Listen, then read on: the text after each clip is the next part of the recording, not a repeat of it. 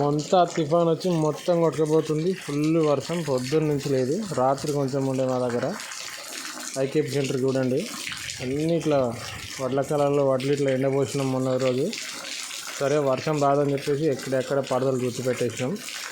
కానీ మొత్తం వరదలు వస్తున్నాయి, రాజు కిందికి వెళ్ళి వడ్లు పోతున్నాయి. కాలువ పెట్టుకున్నాం పొద్దున్న వచ్చేసి, అయినా కూడా మొత్తం తడిచిపోయినట్టే. రైతు అనేవాడు అసలు వ్యవసాయం దండిగా అని చెప్పేసి ఒక పెద్ద మనిషి అన్నాడు కొద్ది సంవత్సరాల క్రితం. అది నిజమవుతుంది. Everything loss. పత్తి లాసు, వరి చేను కొయ్యంది ఒరిగిపోయింది, మిరప చేను ఒరిగిపోయింది, ఏం మిగలేదు రైతుకి. ఇట్లయితే ఉంది ఈ వర్షాల కారణంగా, అకాల వర్షం ఇది. సో మాది ఇట్లా అనుకుంటే ఆంధ్రాలో ఇంకా చాలా నష్టం ఉందంట. సో దాంతో పోలిస్తే ఇది చాలా చిన్నదని కూడా అనదు. ఇక్కడ కూడా మొత్తం నాశనం అయిపోయింది, అక్కడ ఇంకా మొత్తం నాశనం అయిపోతుంది. కాకపోతే వాళ్ళకి 2-3 సంవత్సరాలకు ఒకసారి వాళ్ళకి అటువంటి తాకుతూనే ఉంటాయి. సో వాళ్ళు దానికి ప్రిపేర్ అయి ఉంటాడు. ఇక్కడ మాత్రం అకాల వర్షాలు చాలా రేర్గా వస్తాయి. ప్రిపేర్ అనేది నేను ఉండలేదు అంతే.